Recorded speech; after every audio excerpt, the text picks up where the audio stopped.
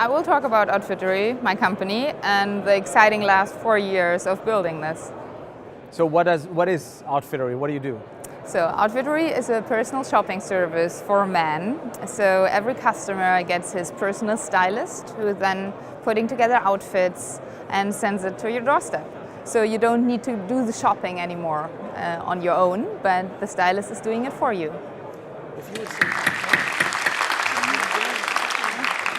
Thank you. Hi, everyone. I'm happy to be here. I'm Anna. I'm the co-founder of Outfittery.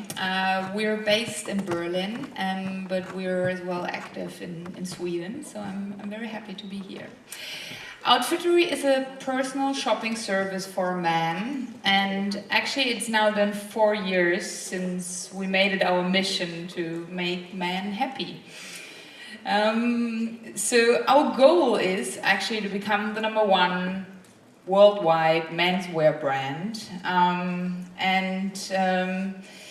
we started with working on this goal 4 years ago in the living room of my co-founder. And the past 4 years were really very, very intense working, very intense 4 years. So to cover a little bit on the number side, in the last 4 years, we built up a customer base of 300,000 customers. We built up a team of 300 people, while 150 of these people are stylists who are consulting the customers, and 150 of these people are in the rest of the team, and the global team, tech, marketing, and so on and so forth. We're active now in 8 countries. We're in Germany, Austria, Switzerland, then the whole Benelux, and then in Sweden and Denmark. We have enormous high cart values per user. So a customer, on average, keeps 200 euro out of a box, which is around like 3 times as high as the average cart values that you see in online shops. And we have a super high net promoter score, which transfers into super high loyalty of our customers, which is as well due to our great target group, men. So why do customers, and especially men, love us? What I brought you here is a little bit like the evolution of retail. And if you look at the evolution of retail, I mean, so my grandfather used to go to his man dresser who actually know him. He knew what he kept last time. He welcomed him by name and so on. And it was a really pleasurable experience when he went there. Then at some point we saw all these great malls popping up, and suddenly the user experience, what was valued in the first was a wide assortment, suddenly was in a certain way already overwhelming. Everybody knows like the brick and mortar experience today. So you're getting into a store, you get almost blown away by the AC, it's super hot, you don't know where to put your coat, then you need to go around that. You see hundreds and thousands of shirts and pullovers at the same time, and it's actually what especially many men don't enjoy doing, but they are still doing it.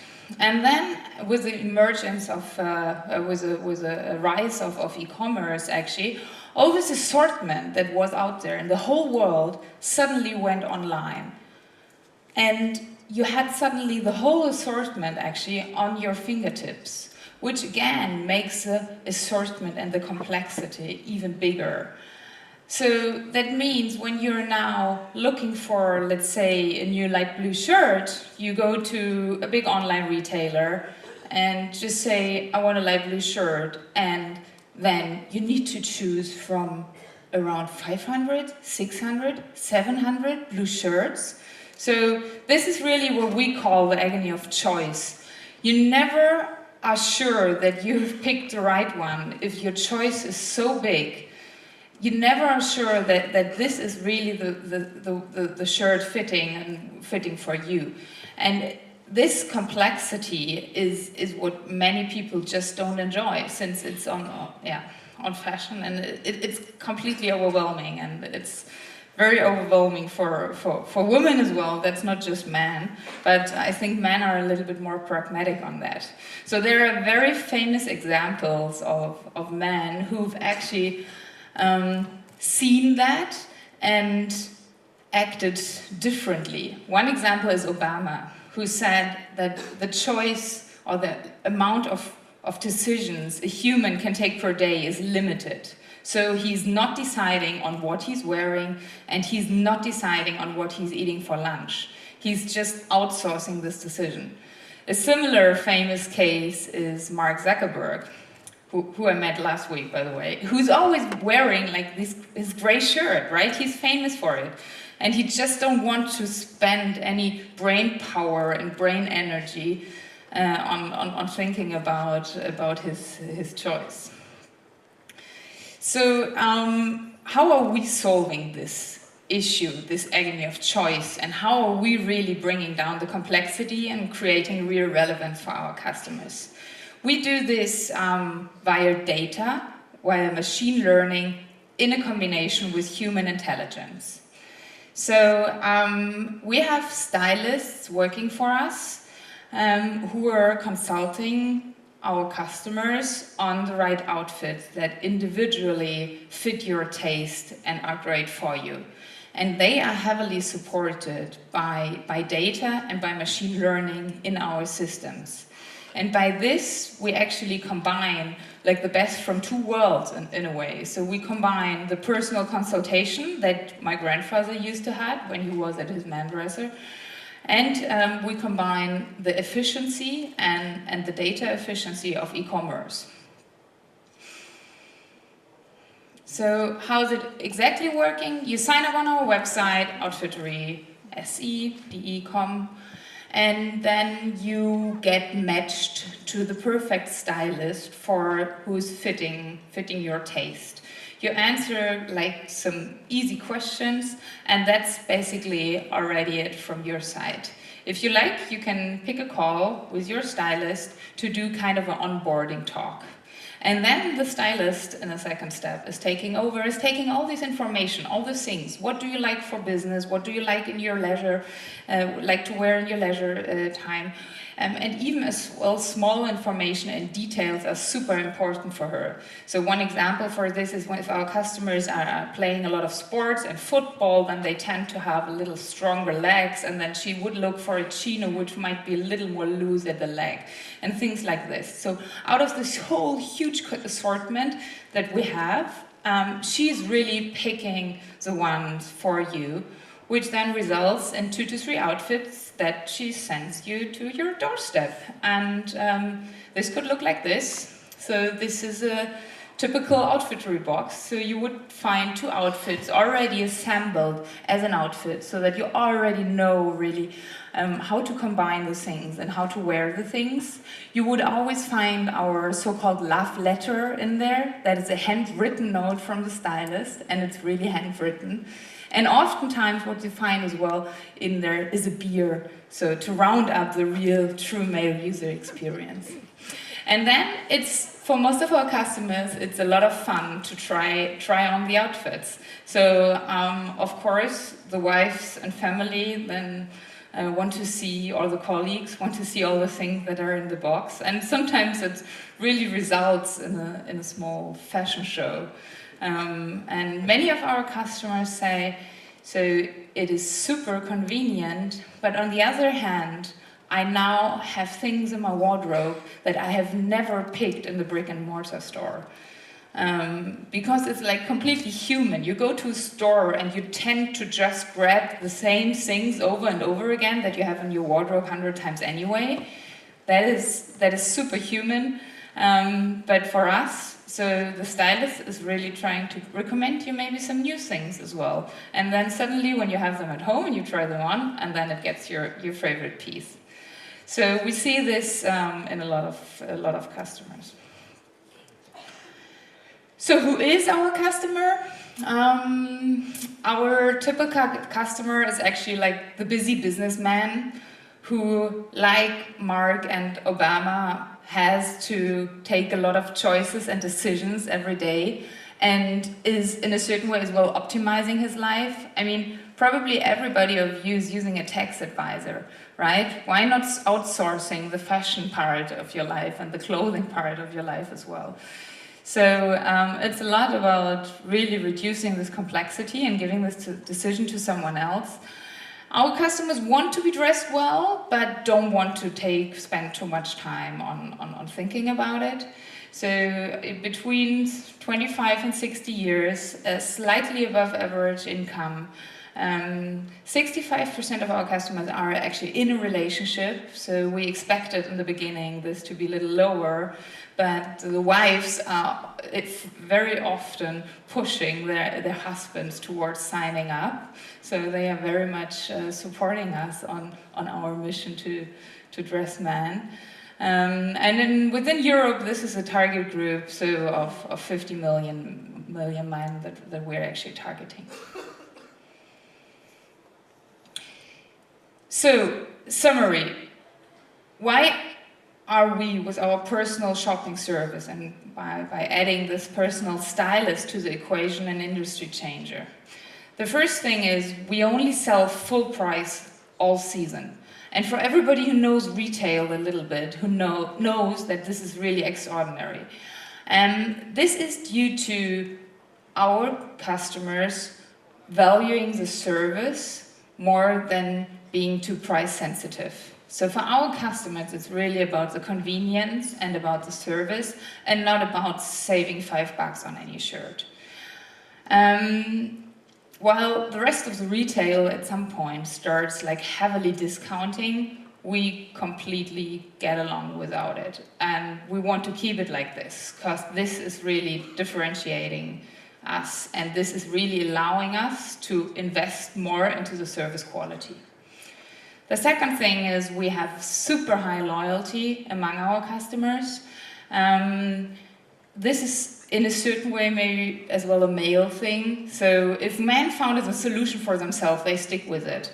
While women tend to explore new brands, new stores, and so on. So for men, if they like it, why change it, right? So we have a super high loyalty as well through the personal service. The stylist that you get will be the stylist for the rest of your life, and you always know who to call, who to write an email if you need something new. So it's super easy to reorder. The third thing is we're heavily using data on supporting this, and I mean big data and all these things are really it's a buzzword these days, and everybody is hiring data scientists without maybe knowing the exact use case already. What we do have in comparison to all other shops is we have very personal data as well. So our customers are telling us where they go to holidays next, or if they have a dog, right? So I mean, for the stylist, if they have a dog, that's important information, because then she can put like more clothes in that he can wear with every weather, because he needs to go out with every weather. So we have much more data than just click behavior and browser information. We really have personal data as well. And through the stylist and through the stylist concept, we're more seeing ourselves as a push model than as a pull model. A pull model would be like in brick and mortar or in an online shop. You need to wait until the customer picks an item and puts it into the cart, while we get actually a carte blanche from the customer who just says, send me whatever, and it's up to us then to decide what goes into the box, which makes us able to push out things more. So for example, to push out a brand who wants to try out another target group, to make it known in that brand and not wait until it's really chosen from the customer side.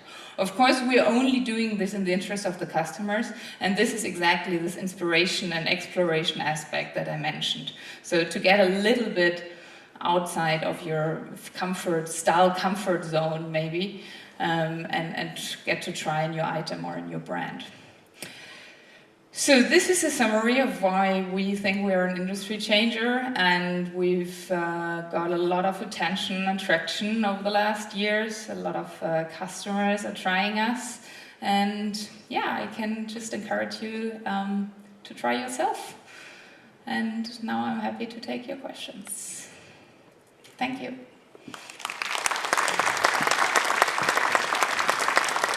So, unfortunately, we're not going to have any questions, but please have a seat and I'll make the questions. Okay.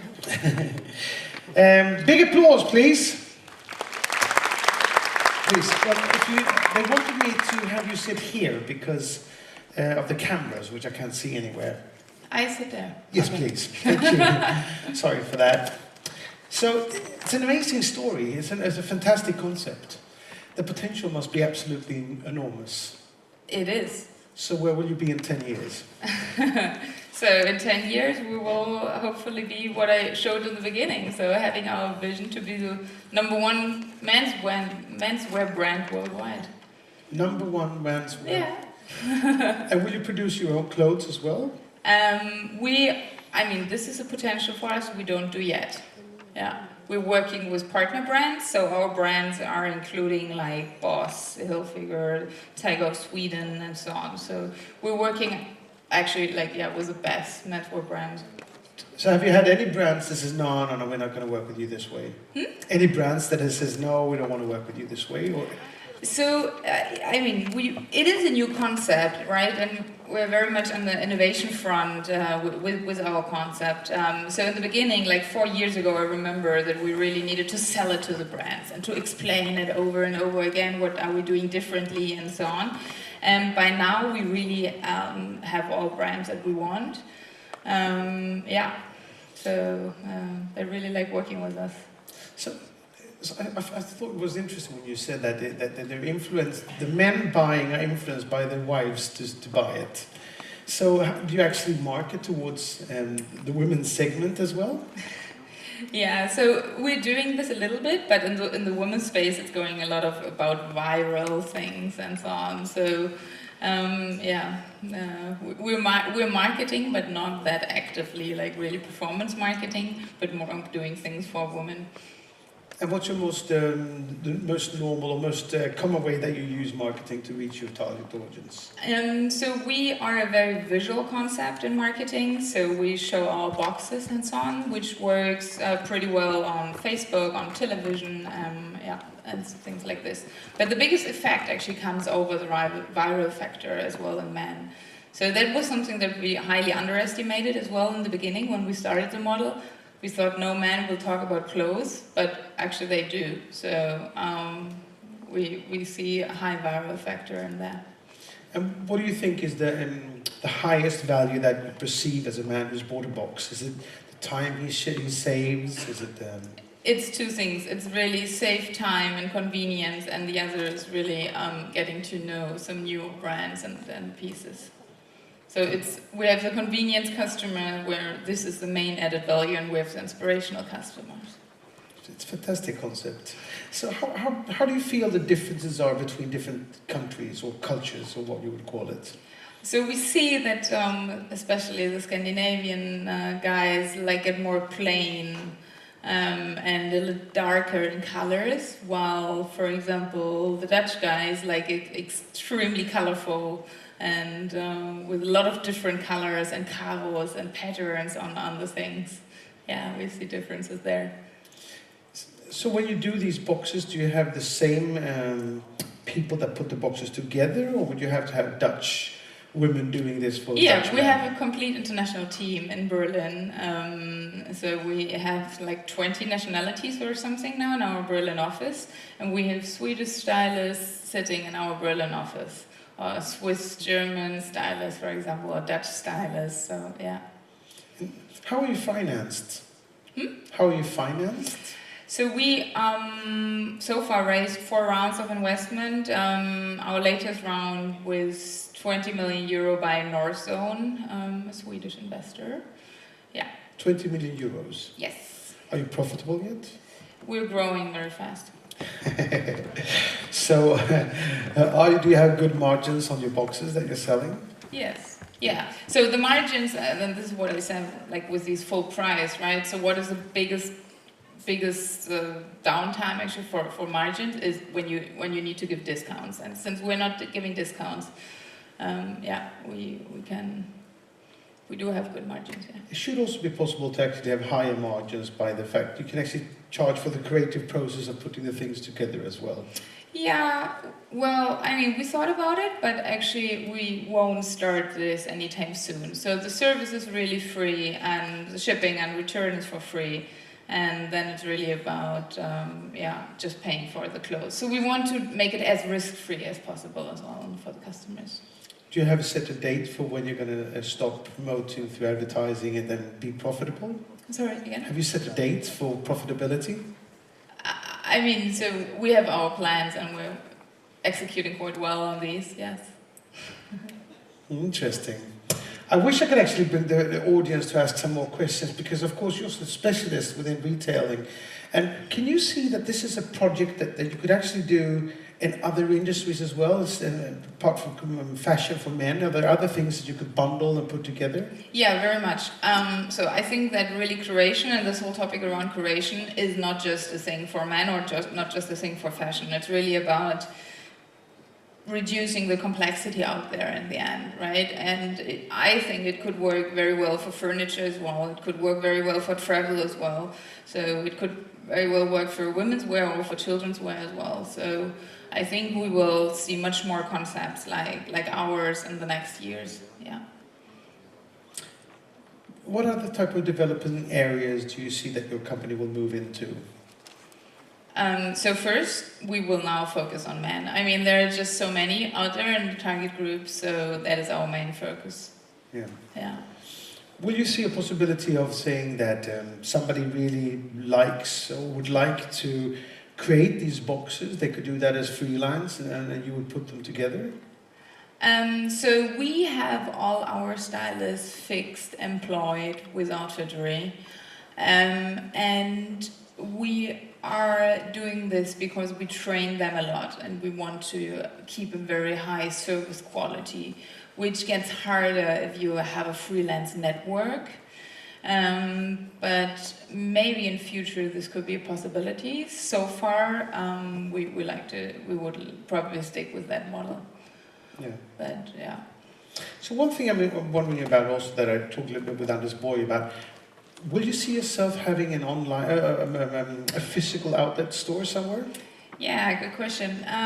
Yeah, I mean, so sometimes people ask us, are you e-commerce or are you brick and mortar? And I actually think like the whole differentiation between offline and online service and offline and online retail is really old school. So we won't see this in the future. In the end, it's about getting the right pieces to the right customer at the right time.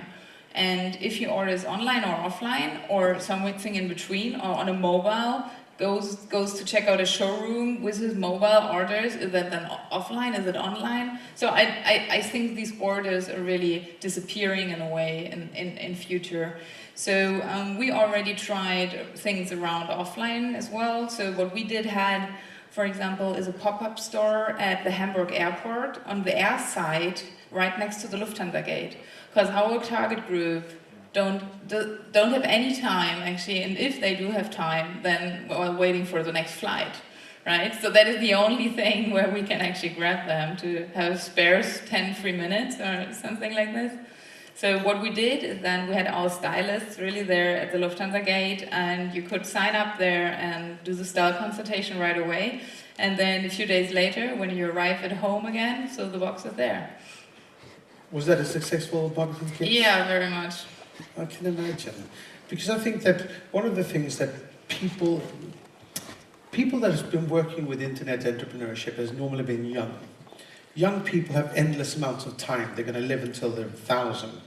And they don't realize the amazing value of time. The older you get, the more stressed you are to find time. So anything that can save you time has amazing importance. So finding those places where people sit and wait is probably a really, really good way to have a pop-up shop. Absolutely. So what we as well, we were once contacted by BMW, who said, we want to integrate you into our cockpit. So if you're in a traffic jam, you can get connected to your stylist right away and use the time of the traffic jam efficiently as well. That's a really good idea. Yeah. It's fantastic how problems and hurdles and new situations actually could create new opportunities. Absolutely. Because that's what entrepreneurship is all about.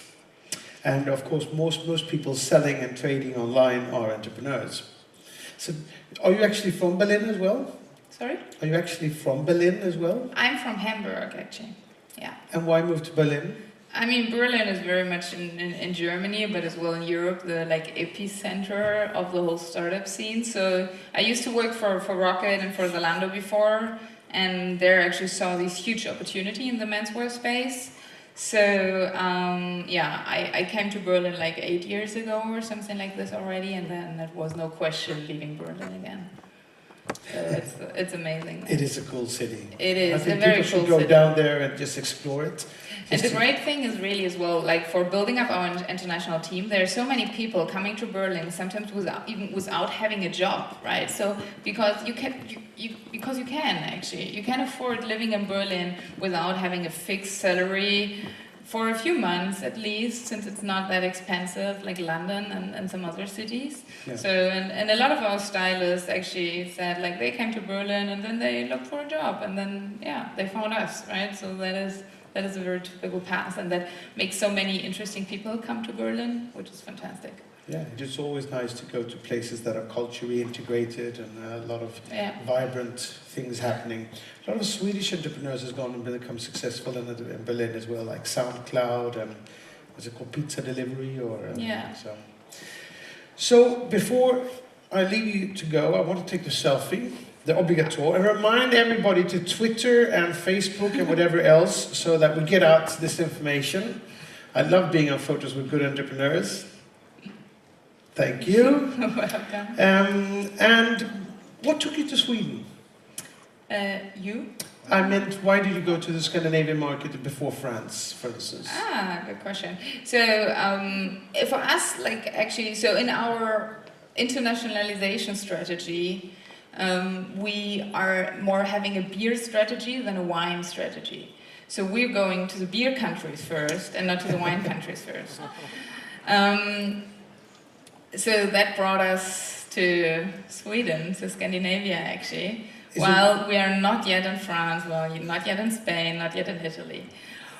Of course, the correlation probably isn't about the type of alcohol that people are drinking, but more about like how economically strong they are. I mean, northern countries tend to be stronger than southern countries. And what we see when we internationalize, we need to we are very good for countries who actually have a certain preference for style and are open for new concepts and have a high mobile coverage. Yeah. And I, with risk of being a bit prejudiced, I think that probably beer countries are less interested in fashion, whilst an Italian would probably make a big, you know, it wants Absolutely, to, yeah. So the Italians, we would probably have a hard time in Italy, so we're not considering this. But definitely France and UK are might be on the list. And the Eastern countries actually need yes, some help. Very much as well. All right, thank you very much. Great applause for Anna. Thank you. Thank you very much. Thank you. Nice having you to Sweden.